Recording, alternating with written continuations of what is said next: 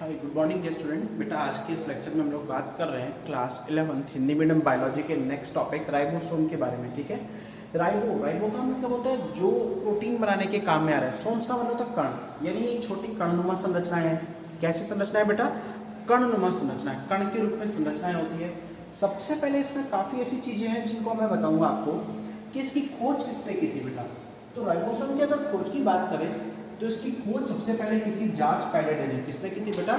George पैलेडे ने। ठीक है, और इसका नामकरण जो है वो सबसे पहले किसने दिया? रॉबर्ट ने दिया। रॉबर्ट ने क्या दिया बेटा? इसका नाम दिया। आई बात समझ में? राइबोसोम्स का एक उपनाम भी होता है, काफी लोग इसे प्रोटीन निर्माण की फैक्ट्री या प्रोटीन फैक्ट्री भी बोलते हैं। हालांकि ठीक है, फैक्ट्री बोल रहे हैं, लेकिन मैं आपको बात बताऊं इसके पीछे कहानी है। काफी लोग फैक्ट्री मतलब जो खुद सिंथेसाइज कर रहा है, जो खुद किसी भी प्रोडक्ट को क्या कर रहा है? बना रहा है।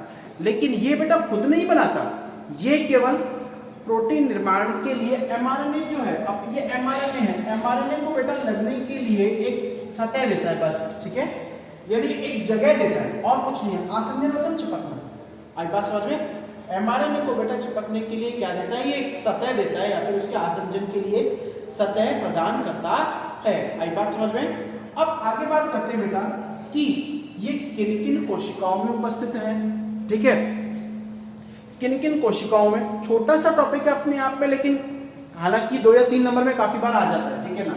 तो प्रोकैरियोटिक कोशिकाओं की अगर हम लोग बात करें, अब प्रोकैरियोटिक भाई अपने आप में कोई कोशिका ढंग से बनी हुई नहीं है। आई बात समझ में? तो उनमें क्या करता है? ये जो है ये कोशिका द्रव में बिखरा हुआ रहता है। आई बात समझ में? लेकिन यूकैरियोटिक की बात करें, कल ही मैंने आपको एक डायग्राम में बताया था कि ये जो रफ एंडोप्लाज्मिक रेटिकुलम है, यानी जो आपकी खोखली अंतःप्रद्रव्य जालिका है, उस अंतःप्रद्रव्य जालिका की सतह पर चिपके रहते हैं। आई बात समझ में? यूकैरियोटिक कोशिकाओं में क्या होते हैं? ये खोखली अंतःप्रद्रव्य जालिका की सतह पर चिपके हुए रहते हैं। क्लियर है? इनका काम क्या है बेटा? प्रोटीन निर्माण हेतु एमआरएनए। ठीक है, काम जो है प्रोटीन के निर्माण के लिए जो एमआरएनए है, उस एमआरएनए को एक सतह प्रदान करना बस। ठीक है, प्रोटीन निर्माण की क्रिया नहीं करता है। क्लियर है? अब संरचना की बात करें तो इसके आकार में समरूपता पाई जाती है, यानी बाहर से देखने में इसका आकार एक जैसा दिखेगा। और अगर इसकी फिर संरचना की बात करें तो इसमें 2 उप इकाइयां होती है, यानी कि एक पूरी यूनिट ना होकर 2 छोटी छोटी सब यूनिट्स होती है बेटा।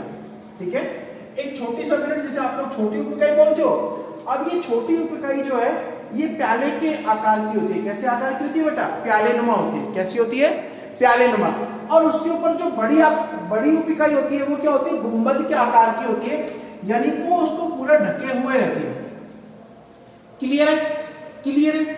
अब थोड़ा सा बताता हूँ प्रोटीन निर्माण होता कैसे। आप क्लास 12 में तो डिटेल में पढ़ोगे। इस बड़ी उप इकाई में बेटा 3 भाग होते हैं। एक तो होता है ई, पी और ए। ठीक है, अब ई जो है मैं आपको बताऊं कि यहां पर जो है ये क्या होते हैं? एमआरएनए के ऊपर कोड होते हैं। एमआरएनए के ऊपर किसके कोड है? डीएनए के कोड है। इन कोड को पहचान कर जो आपका टीआरएनए है, ट्रांसफर आरएनए है, वो क्या करेगा? अमीनो अम्ल को लेके आएगा। अमीनो अम्ल को लेके आएगा। प्रोटीन क्या है? एक पॉलीपेप्टाइड श्रृंखला है जो अमीनो अम्ल के अंदर 2 अमीनो अम्लों के या अमीनो अम्लों के आपस में पेप्टाइड बंध के द्वारा जुड़ने से बनती है। ठीक है, तो यहां पर क्या है? अब ये टीआरएनए आया, सुनना मेरी बात, मैं डायग्राम बना रहा हूं, हालांकि अभी आपका ये तो नहीं है। ये क्या है आपका? अमीनो अम्ल। पहला टीआरएनए आया, ठीक है, और ये क्या है? टीआरएनए। अब ये टीआरएनए कहां जाएगा? इधर जाएगा। पी फॉर पॉलीमराइजेशन, यानी कि वो जहां पर आपका पॉलीपेप्टाइड श्रृंखला का निर्माण होगा, यानी कि प्रोटीन का निर्माण होगा। अब यहां टीआरएनए आया, ठीक है, और इसने अपने अमीनो अम्ल को छोड़ दिया और यहां से बाहर निकल गया। ठीक है, यहां से क्या कर गया? बाहर निकल गया। अब पहला आ गया, फिर दूसरा आएगा। इस तरीके से धीरे धीरे प्रोटीन का निर्माण होता जाएगा। बस ये कोई प्रोटीन का निर्माण नहीं कर रहा, कर तो एमआरएनए और टीआरएनए रहे। एमआरएनए के कोड को पहचानेगा, टीआरएनए अमीनो अम्ल लेके आएगा और एक पूरी पॉलीपेप्टाइड श्रृंखला का निर्माण होगा। लेकिन ये क्या कर रहा है कि राइबोसोम केवल उस प्रोटीन के निर्माण के लिए एक सतह प्रोवाइड करा रहा है बस। ठीक है, इसीलिए इसे क्या बोलते हैं आप लोग? प्रोटीन निर्माण की फैक्ट्री कहते हैं। क्लियर है? उसके बाद आता है इसके प्रकार कि राइबोसोम कितने प्रकार के होते हैं। जनरली अगर मैं बात करूं तो राइबोसोम जो है बेटा वो 2 प्रकार के होते हैं। ठीक है, एक तो है 70S और एक है 80S। यहाँ काफी बार क्वेश्चन बच्चे पूछते हैं कि S क्या है। एस को आप श्वेतबर्ग नियतांक बोलते हो बस, ठीक है। यहां याद रखना केवल क्या है, श्वेतबर्ग नियतांक, जो एक वैज्ञानिक श्वेतबर्ग ने दिया था बस, ठीक है। और कुछ याद नहीं रखना, क्लियर है। क्या होते हैं 70 एस्ट्रो राइबोसोम है, वो प्रोकैरियोटिक कोशिकाओं में आपके हर एक लेवल यानी कि क्लोरोप्लास्ट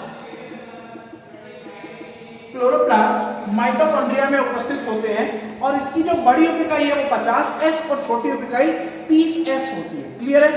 फिर आता है आपका 80s राइबोसोम। अब ये क्या है, यूकैरियोटिक कोशिकाओं में जितनी यूकैरियोटिक कोशिकाएं उनमें सब में उपस्थित है, क्लियर है। और इसकी जो बड़ी उपिकाई है वो 60s और छोटी उपिकाई 40s होती है, ठीक है। तो ये आप लोगों का एक छोटा सा टॉपिक था राइबोसोम्स का, क्लियर है। अब हम आगे लेते हैं बेटा सूक्ष्मकाय, ठीक है। ये भी छोटे टॉपिक है, हालांकि इतने इंपॉर्टेंट नहीं है लेकिन काफी बार एक एक नंबर में पूछे जाते हैं, ठीक है बेटा। अब बात करते हैं बेटा सूक्ष्मकाय के बारे में, ठीक है। माइक्रोबॉडीज, हालांकि अपने आप में कोई इतना इंपॉर्टेंट नहीं है। ये क्या है, कोशिका में पाई जाने वाली सूक्ष्म संरचनाएं, क्या सूक्ष्म संरचनाएं जिनमें एंजाइम उपस्थित होते हैं। क्या उपस्थित होते हैं बेटा, एंजाइम उपस्थित होते हैं बस, ठीक है। ये सूक्ष्मकाय है। अब ये कितने टाइप के, पहला आता है आपका ग्लाइऑक्सिसोम, इसमें पहला आता है आपका ग्लाइऑक्सिसोम। हालांकि याद करने का केवल इसमें एंजाइम के नाम ही है, ग्लाइऑक्सिसोम, ठीक है। सबसे पहले इसका नाम किसने दिया बेटा, ग्लाइऑक्सिसोम को किसने नाम दिया, डी दुवेने, ठीक है। डी दुवेने नाम दिया। और इसमें कौन कौन से एंजाइम होते हैं बेटा ग्लाइऑक्सिसोम में, इसका नामकरण जो है वो किसने दिया, डी दुवेने दिया, क्लियर है। और एंजाइम कौन से होते हैं बेटा, ऑक्सीडेज, ठीक है, ऑक्सीडेज। और आप लोगों का है, आप लोगों का कौन सा, पेप्टिडेज, ठीक है, पेप्टिडेज, ठीक है। ये एंजाइम आप लोगों के इसमें उपस्थित होते हैं, क्लियर है। ऑक्सीडेज और पेप्टिडेज एंजाइम जो है वो उपस्थित होते हैं। काम क्या करते हैं बेटा, पौधों में जो प्रकाश संश्लेषण की क्रिया है और जंतु, अब पौधों में प्रकाश संश्लेषण के लिए किसमें होते हैं बेटा, ये हरित लवक में होते हैं। अगर पौधों की बात करें तो ग्लाइऑक्सिसोम किसमें है, पादपों में तो हरित लवक में, ठीक है। और जंतुओं में किसमें, ये यकृत में और किडनी में, यानी कि उसके वृक्क में, ठीक है। अब यकृत में क्या है, ग्लाइऑक्सिडेज का काम क्या होता है बेटा, ग्लाइऑक्सिडेशन का काम करता है, यानी ग्लाइकोजन के फॉर्मेशन को करता है।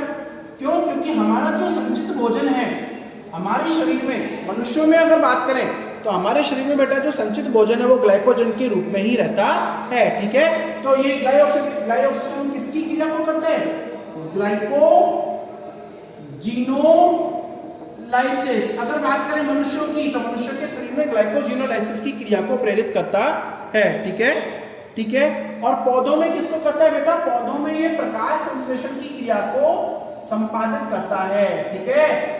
प्रकाश संश्लेषण की क्रिया को क्या करता है बेटा, ये संपादित करता है, ठीक है। और जंतुओं में बेटा ये ग्लाइकोजिनोलाइसिस के अलावा वसा का जो पाचन है, वसा का जो उपापचय है। अब आप लोग जानते हो कि वसा क्या है, फैट क्या है। आप लोगों की बॉडी के अंदर सबसे जो हार्ड डाइजेशन है वो फैट का होता है। तो ये क्या है, आप लोगों की बॉडी में वसा के पाचन के लिए अत्यंत उपयोगी है, क्लियर है। अगला है ग्लाइऑक्सिसोम के अलावा है आपका पेरोक्सिसोम। पेरोक्सिसोम भी बेटा आप लोगों का डी दुवे नामक वैज्ञानिक ने दिया था उसका नाम भी, ठीक है। वो भी वसा के पाचन में काम आता है, ठीक है। और ग्लाइऑक्सिसोम वसा के साथ में, पेरोक्सिसोम जो है ये क्या करता है, वसा के साथ में बेटा कार्बोहाइड्रेट का पाचन भी करता है, ठीक है। कार्बोहाइड्रेट के पाचन में भी महत्वपूर्ण भूमिका निभाता है, क्लियर है। कार्बोहाइड्रेट के पाचन में भी महत्वपूर्ण भूमिका निभाता है, क्लियर है। इसके अलावा आता है एक और छोटा सा टॉपिक, दैट इज सूक्ष्म तंतु। सूक्ष्म तंतु, सूक्ष्म तंतु क्या है, एक छोटे छोटे फाइबर है, पतले बेलनाकार और लंबे फाइबर है, ठीक है, जो एक जाल के रूप में बिखरे रहते हैं। कैसे रूप में बिखरे रहते हैं बेटा, ये क्या है, पतले बेलनाकार तंतु है जो एक जाल के रूप में बिखरे रहते हैं। जाल के रूप में क्या रहते हैं बेटा, ये बिखरे हुए रहते हैं। और किससे बने होते हैं बेटा, याद रखिएगा, ये एक्टिन प्रोटीन से बने रहते हैं। किससे बने रहते हैं, एक्टिन प्रोटीन से मिलकर बने हुए रहते हैं। आई बात समझ में आया, ठीक है।